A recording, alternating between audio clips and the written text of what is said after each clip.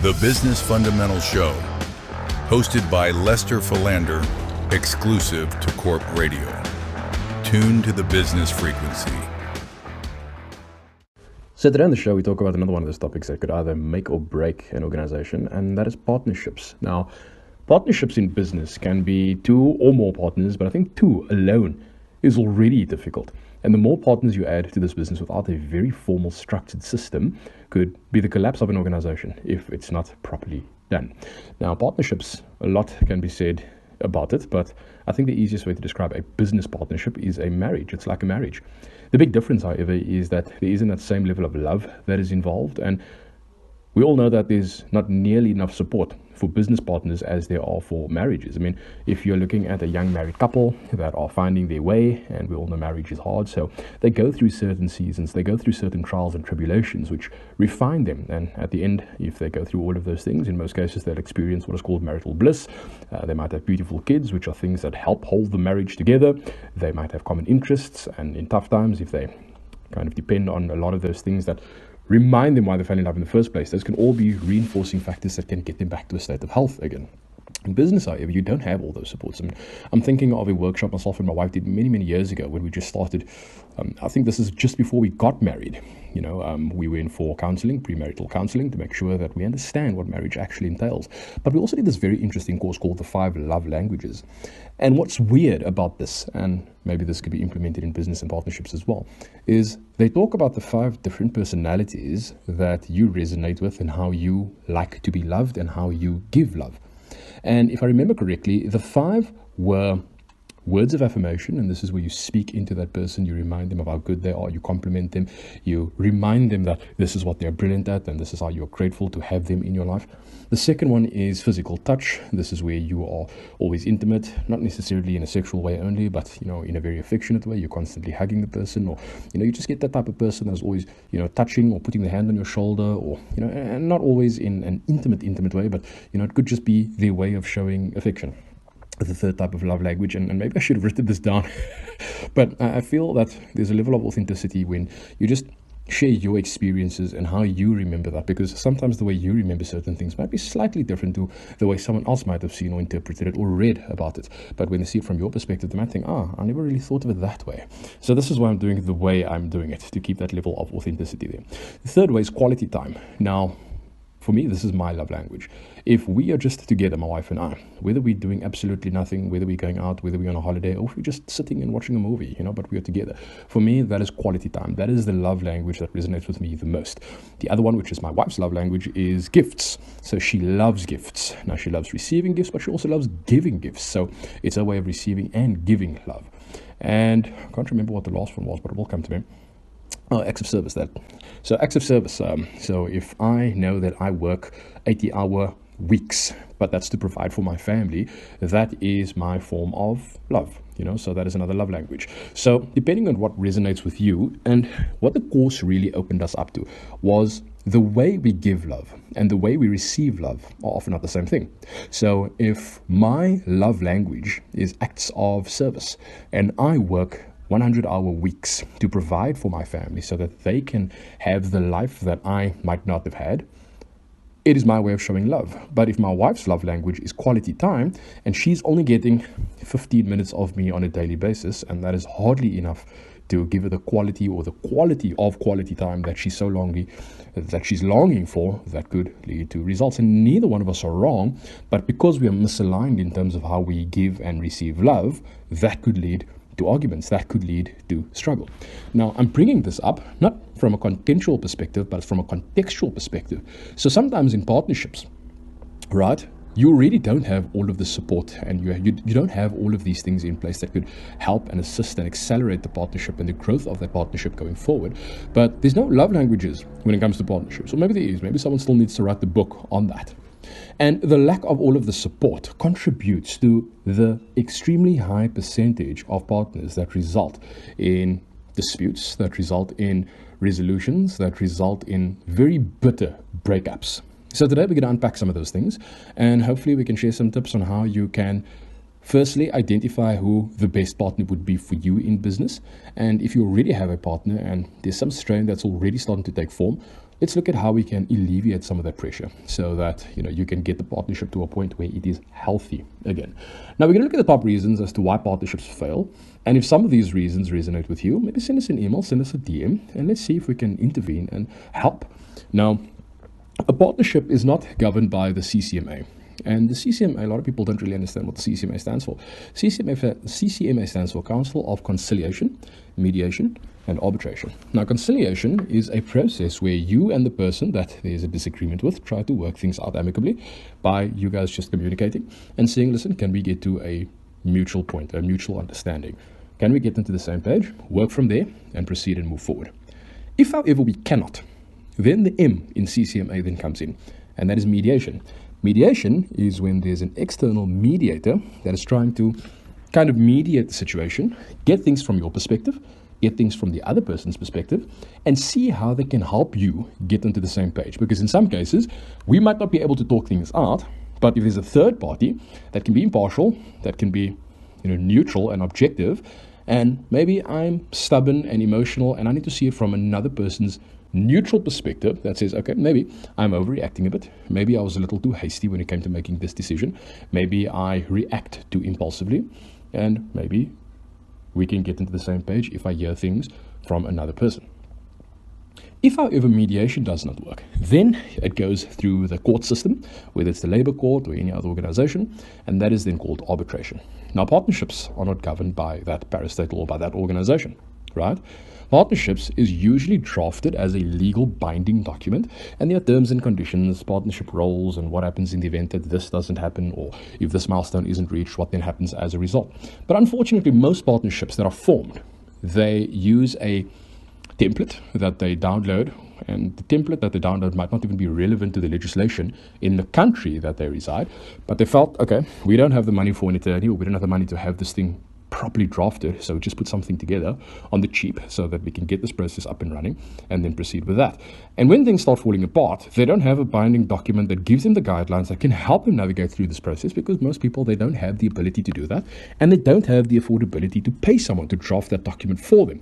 So what they do is, if they have any documentation at all, it's just a cheap download, and they've kind of put one or two terms in place. And although there are signatures on there that somewhat makes it binding, there are always those legal loopholes that one can kind of look at, especially when you show a legal professional afterwards, and they might say, okay, this thing isn't worth the paper it's printed on. So that is another reason things start falling apart, because you don't have adequate paperwork in place. And when things fall apart, you don't have that guideline that can help you get through that process. So the reasons partnerships fail is, one, they don't have those things in place.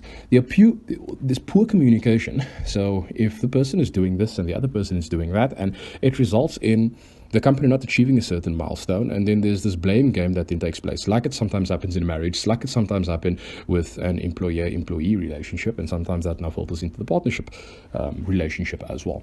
So that is another contributing factor as to why these partnerships end up failing. When there's financial disputes, so firstly, the financial goals weren't met, but the one partner is struggling financially, so he takes a bit of money out of the organization, and in some cases you can justify that, but in other cases when there's no communication, and then that happens, and then it might come across as, okay, you're being dishonest, or you're being disingenuous, or you might even go as far as saying that, okay, you're actually stealing from the organization, because unless there's a proper paper trail in place with a shareholders loan agreement, whatever the case is, it could be considered stealing, right? There might be a work contribution imbalance. So if the agreement was, we are both going to put in 50 hours per week, you're going to be focused on that role, and I'm going to be focused on this role. So let's say the one role is operations, and the other one is sales. So the salesperson might go out there and spend 50 hours, maybe 60, 70 hours per week, which is far more than what was initially agreed. And the person in operations is only spending 20 hours per week. But in order for operations to really optimize its timetable, to really get to a point where it is working around the clock, there needs to be sales in place. So the one person might feel that, listen, I'm doing all the work and monies are coming in. I'm clocking 70 hours and you're only doing 50 hours, or you're only doing 30 hours, you're only doing 20 hours, and we're getting the same salary at the end of the month. And that's not fair. So unless that is clearly marked in the beginning of the agreement, there will be problems. And it's not because the one person is better than the other. It's not because the one role is more important than the other, but this wasn't clearly communicated. This wasn't budgeted. This wasn't anticipated. So a large part of avoiding certain problems is strategic anticipation of what that problem might bring, or where this could come in. The next one is adversity quotient. Now, what is that? Now, we're all familiar with the term IQ. We're all familiar with the term EQ. We're all familiar with the term IQ. We're all familiar with the term EQ. But very few people know about SQ and AQ. Now, IQ stands for... So the IQ stands for intellectual quotient. The EQ stands for emotional quotient. The SQ stands for social quotient. And the AQ stands for adversity quotient. Now, adversity quotient is how much problems, adversity, how much things can go wrong before you get to a point where you cannot anymore, where you start losing yourself, even losing your mind in some severe circumstances. Now, when there's an imbalance between two partners and things start going really wrong within the organization and start going wrong over an extended period of time, someone that might be a little more experienced and someone that is a little more developed from an AQ perspective might be able to ride the storm a little bit longer, whereas the other person might say, listen, I didn't sign up for this. This is way too much for me. I'm losing myself here. I'm stressed out. My family's stressed out. And I need to throw in the towel. And the other thing is, if you throw in the towel, are there stipulations in place as to what would happen in the event that one partner resigns as a result of whatever reason? Do their shares get bought out? Does it get sold? Do the person just get a payment and then the shares are then forfeited as a result because it's before a certain time period? All of those things must be put in place and it must be clearly communicated in order for there to be peace and harmony within this partnership. Another contributing factor is cultural mismatches. Now, the way some cultures do business might differ to the way other cultures do business. Now, if you are in Japan, as an example, the way they structure their business deals is very different to the West. And if you have a Japanese partner, and I know this is a radical example, and you can probably bring it a little closer to home in terms of what your business culture is. And culture is not just the way in which you do business, but the way in which you do everything that affects that partnership. Because remember, we're not just talking about the formal dynamics of the business. We are also talking about the informal components of the relationship between the two or more partners. So if something is interpreted as being offensive, and that wasn't at all the case from the person that is saying the thing, there could be a little bit of a dispute. And if that dispute isn't squashed and sorted out early enough, it could fester and it could lead to a point where there's some resentment that starts opening and coming in. And then that just contributes to this partnership ultimately being resolved as a result. And then another thing that I've experienced within partnership agreements is the spouse. Now, in some cases, when partnerships are formed, it's between the two primary people, and they have a shared vision, and their personalities kind of work well together. They complement each other quite nicely. They see the vision. They might have gone to an event where they experienced something, and they felt, we should start a business doing this. And at that moment, they formalize something, and from there they go back, and their spouse is not really involved in that process. They don't have the same emotions when this thing started. Maybe that could be a good thing, but in some cases, it also contributes to the downfall with regard to this. Now, usually, and a typical example would look like this. You have two guys, and then, I'm just using guys as an example that doesn't limit itself to male. You have two guys, they start a partnership. They might be friends, or they might know each other, or they might be good acquaintances, or former work colleagues or colleagues. They decide to start a partnership. The spouse is not involved. They know about it. It sounds like a good idea, but there's no emotional investment in this. And there's some monies that are put into this deal. Each of them, they might put in the same amount, or let's say one puts in 40,000 and the other one puts in 60,000. But they decide to split it 50-50 because the one that's putting in 40,000 is not going to do as much work as the one that is putting in the 60,000 is not doing as much work as the one that's put in the 40,000. So they might have had that agreement. So what then happens is the spouse of the person that is putting so much more time in might start getting to a point where they're saying, listen, why are you doing all the work? Why is that person not contributing? Why is that person not doing this? And why is that person not doing that? Why am I the only one here on weekends and you're still busy working while the other person still gets to enjoy the family time? So a lot of the problems also contribute to what is happening there. And in some cases, conversations are had informally in terms of what it is they're going to do. And it doesn't always pan out and happen the way it's supposed to have happened. But there is this kind of understanding between them because the partnership is also based on a relationship that they might have had prior to starting the business. So now what happens is that gets affected, and some of these issues start creeping in. Before you know it, it becomes an issue because the spouse is in this person's ear, and now what was not a problem in the past has now become a problem because, the spouse might have a bit of an issue. And sometimes they are valid issues, and in other cases, the issues might not be an issue unless that person has now made it an issue. So those are also things that needs to be understood well in advance before this partnership can really be formalized and start going to the next level. Okay, then when we're looking at it from a character perspective, and maybe these are some tips that we can look at to help us as partners navigate through difficult circumstances so we can get to a point where we have that partnership bliss, where things are just working like a well-oiled machine, or where the monies are coming in and our involvement is slowly being reduced, and we can put certain people in place until ultimately the partners, the founding partners, don't have an active day-to-day role, if of course that is what they are working toward. Other people might not have the same goal. They might want to kind of ride the thing till the wheels fall off, and each to their own. So if the goal is to ultimately get to a point where the company isn't dependent on you as the founder, but the company is making enough money to recruit the right people in the right places so that the company can go even further and not limited to you as the founder's skill or you as the founder's influence, and you can then sit back and enjoy some more family time or open up another passion project that you might be excited about. Whatever your vision is, that is ultimately what you want to start working toward. Now, the first thing you need to understand is when you are looking for a partner, this might be a little subjective, but I found that the best partnerships are people that are complete opposite, in a good way. I'll give you an example, right? If you're looking at the guy like Steve Jobs. Steve Jobs is very idealistic. He was what is called the sunshine yellow, very out there, very visual, very macro, big thinker, big picture. He needed someone that was the opposite. He needed someone that was very micro, very intentional, attention to detail, look at the small things, quality orientated. So that way, you have the big picture thinker as well as the attention to detail type of person.